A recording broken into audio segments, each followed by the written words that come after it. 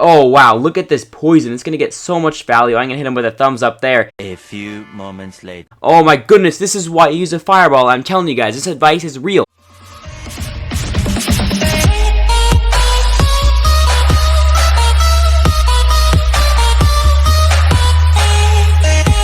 Hello everyone, it is DanBlackGame here, back in the YouTube video, and today I'm going to show you how to win and just play for fun the double elixir challenge. But just before this video starts, I want to announce that if this channel hits 5,000 subscribers before the first week of June ends, I will do a massive giveaway for gift cards. So I might do some Google Play, definitely some iTunes gift cards, and I will not let you be disappointed. But anyway, let's get right on with this video. So I've done a lot of battles here. I've probably done 3 of these challenges. I've not been doing so well, but now I know exactly what to do, and I can tell you guys how to be the best. So here we go. So the first thing you want to do is choose the most or more expensive cards if it makes sense.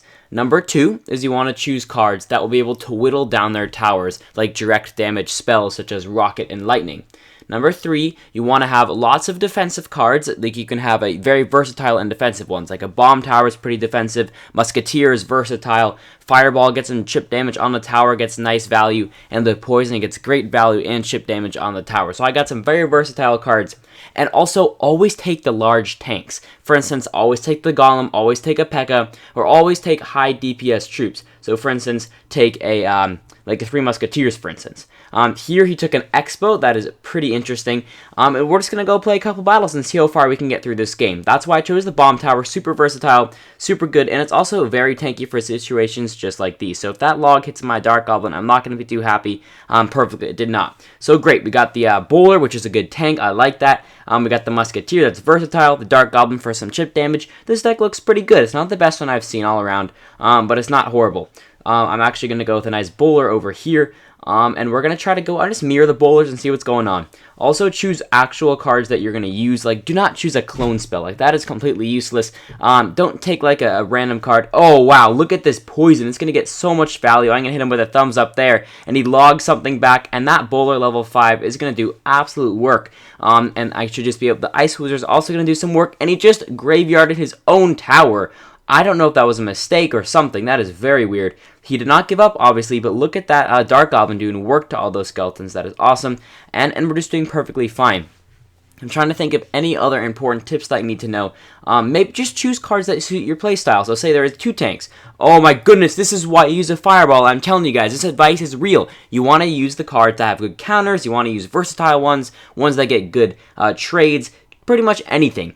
Some interesting hard choices, for instance, log or arrows, or maybe skeleton army or guards, or cards that are very close together in what they do. Just choose the one you're more comfortable with or the one that works better with your deck. So say I had an all ground deck and I had no air damage, I would definitely take arrows. Or if I had all air and maybe not enough ground support, well, I would definitely take ground troops. So you kind of want to just choose cards that you like more. Or say you have a ton of air troops and you have a choice between a Lava Hound and a Golem. Obviously, you're going to want to take the Lava Hound because that's all air. And then say you have all ground, take the Golem. Like, it's just situational and just awareness about what cards you know how to use better and what cards you don't know how to use as well. I just realized the Ice Wizard is probably the worst card ever to put in this deck. Again, I'm not just to play against the graveyard because it just does not kill them in one hit, which is not really helping anything. It's just kind of slowing them down a little bit. So here, it looks like we're doing very well. Sorry, I haven't been commentating over this battle. I've just been telling you guys all this information. But it's pretty fairly easy battle. I mean, I got the pick of the draw. He has a solid deck. He's the graveyard. If he uses that correctly, that would be very, very good. At least good for him, bad for me. Another tip is you do not want to give cards to them that work well together. So say you gave them a Royal Giant and an Inferno Dragon, and then you have an Inferno Tower that you could choose between. An Inferno Tower or like a cannon. Take the Inferno Tower, because if they get the Inferno Tower, how are you going to reset? How are you going to be able to target that RG? Or say they have a Sparky and an Inferno Dragon, and you're given a choice between Zap and Arrows. Take the Zap, because then you can reset the opponent's cards. It's just little, what cards are better, situational awareness, and how that works. So here's a good choice. Bowler or Executioner. The more versatile card in the situation is the Executioner, so I'm going to take that. Here's another one. 2 tanks, but the Giant goes for the tower, so I'm going to take it. Here we go. I could take the Dark Prince, but you always want that direct damage spell, so that's why you take that. And here, I could go with either one. This case, I'm going to go with an air troop, just because all of his cards so far pretty much target ground. He only has one that targets air, so I can snipe those bowlers down. I can take out that, do some nice chip damage onto that giant skeleton. So, oh wow, this is a nice giant deck. It's just kind of like, what do they have? What do you have? What do you know how to use? What are good counters to other cards? And that's how you really want to play this challenge. And now I'm going to get into some real live commentating. Here we go. So we're going against the Shadow, and let's see. So I know he's a bowler, so I'm just going to stack on a nice amount of troops that are not all on the ground, and then do a nice split push in the back. This is why you take the lightning spell. 100% why. You can get some nice value. Sadly, I missed that musketeer, but that's okay. We're just going to go rage up all those troops, and that should do some nice damage. I don't know why he gave me the rage. I wonder what card he had instead. I mean, that's some great value rage right there, and I'm going to get some nice damage on the tower, and we're going to take that out in literally the first push. So that's how you use, I guess, the cards in the right way. You just got to get cards that work well together. Don't take like a Lava Hound, a Golem, and a Giant. Like, that's too much.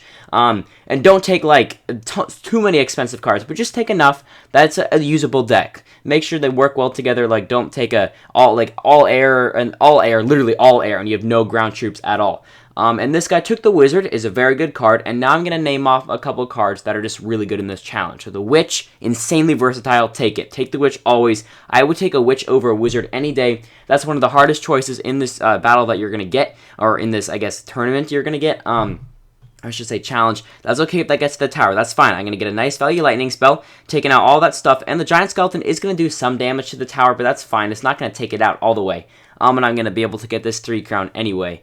Oh, wow. So, another tip is just play like you normally play. Don't stack on 2 cards together when you know your opponent has a lightning spell. Because that's just, you're asking to get a nice lightning spell right on your troops, and they're going to get so much positive elixir trades. It's just ridiculous. And that's how you lose a game, is if you do not get the positive elixir trades. So, I'm going to wait till he stacks on. Actually, no, I'm just going to go lightning spell everything. Taking out that prince. Oh, no, it didn't. Oh, wow, that was actually super close. Wow. You saw how that was a lightning rod. The giant skeleton was a lightning rod for that dark prince right there, but luckily I was able to defend it, and we should be fine. So we only have to get another 800 damage onto the tower, so one more giant push should actually be able to do that. So we're going to go with a giant right here. We're just going to save up for that lightning spell, which is the next one. And he looks like he's doing some interesting split lane action here. I'm not really sure what that's going to do for him, but not really the best. You know what? I'm going to let that stuff go. I'm just going to go straight on for that 3 crown. So we're going to go rage up the giant, make him go a little bit faster. Hopefully he can speed his way up to that tower and smack it to death before somehow we lose, which we're not going to happen. That Mega Mini's on the tower. And we're just going to go there, and we're going to go zap here, and then we're going to cycle to that lightning spell. Can we take the tower out before he takes mine? Hopefully that lightning will actually take that out, or else we're going to be in a bad situation. Yes, we got it. Okay, sweet. I should have been more careful with my lightning spell placement, because he could have used his troops as a lightning rod, because the lightning hits the most troops with the most hit points. But anyway, that does not matter. We got that win. So 2 wins so far. And now we're going to go on to this 3rd one and see what we get. Okay, 2 spells. Take the one that's more versatile or does more damage. So obviously, Fireball right there. Here, maybe Dragon. It's air. I'll take it. Log versus Ice Spirit. Now, this can go either way. Whatever card you want more. I don't have any ground troops yet, so I'm going to take that Ice Spirit.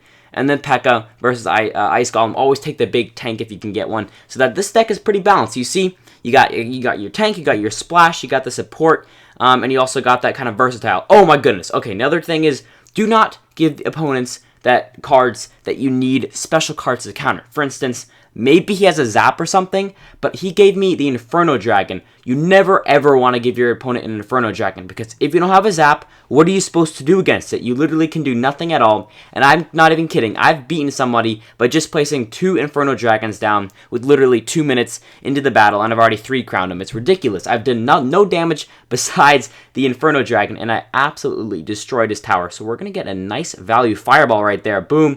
And then we're going to go here with the Ice Spirit. It's going to be able to lock onto all of that, and then we're going to go guards right around that, and then a Wizard behind the P.E.K.K.A. Interesting log. Sadly, I placed the Wizard right into it, and now we can go Inferno Dragon, and we should be good to go. So we're going to Tornado everything together. Oh, he's a Lightning spell. Okay, in that situation, you can give me the Inferno Dragon, but because the Lightning can reset the Inferno Drag. So that's well played by him, but I'm already doing a ton of damage to his towers, and oh my goodness, the Inferno Dragon almost locked onto his tower, and it's some great damage. So Okay, he goes another Hog Rider. I'm going to throw in another Ice Spirit. Jump, jump, jump. Come on, jump. Oh my goodness, that was close. Luckily, the Ice Spirit barely jumped over that log. Because if it didn't, I think it would have gotten an extra shot off, which would not be good.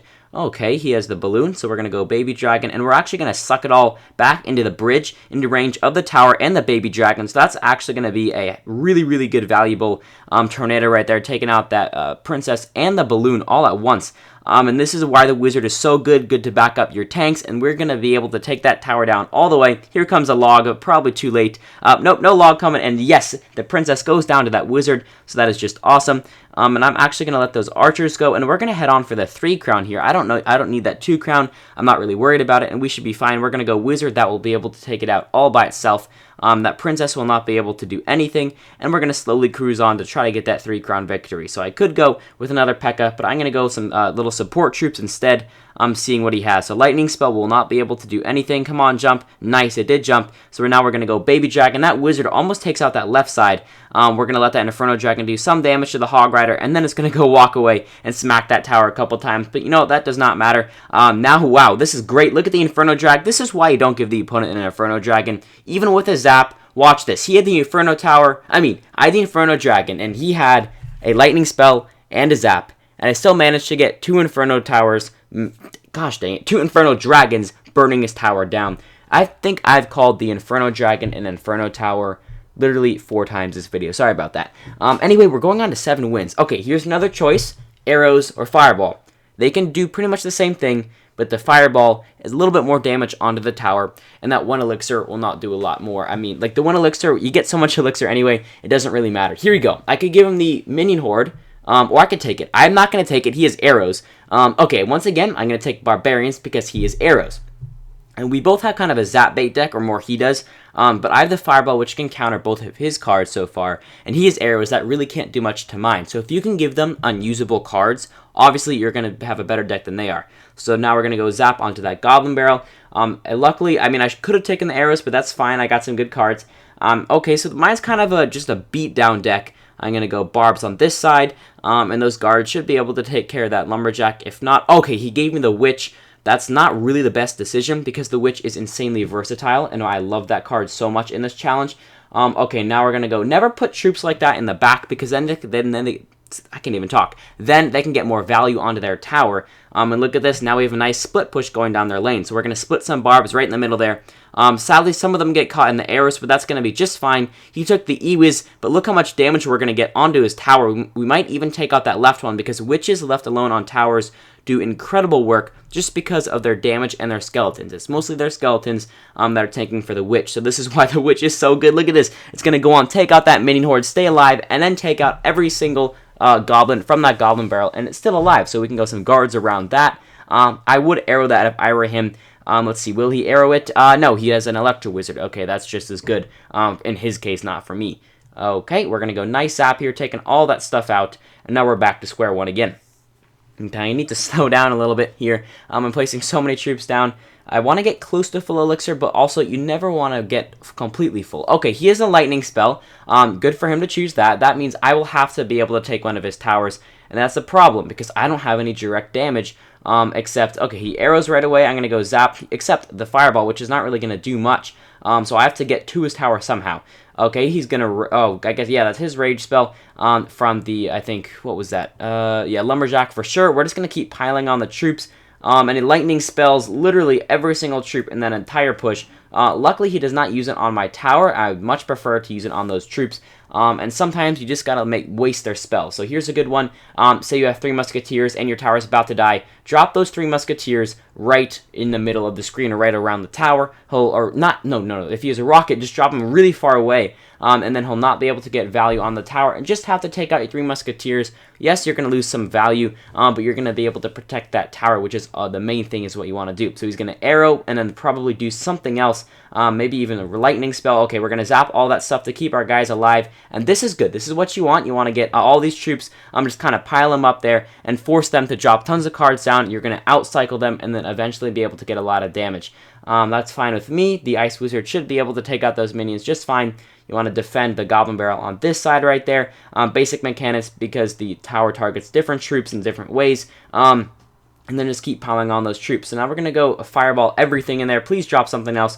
Okay, boom. We're going to go zap right here, taking all of that out. And then we're going to drop an ice wizard. This is good. This is really good, actually. Sadly, he does have that electro wizard, which is not the best. And he's probably going to try to lightning me down if I was to guess correctly. So now we're going to go bomb tower over here.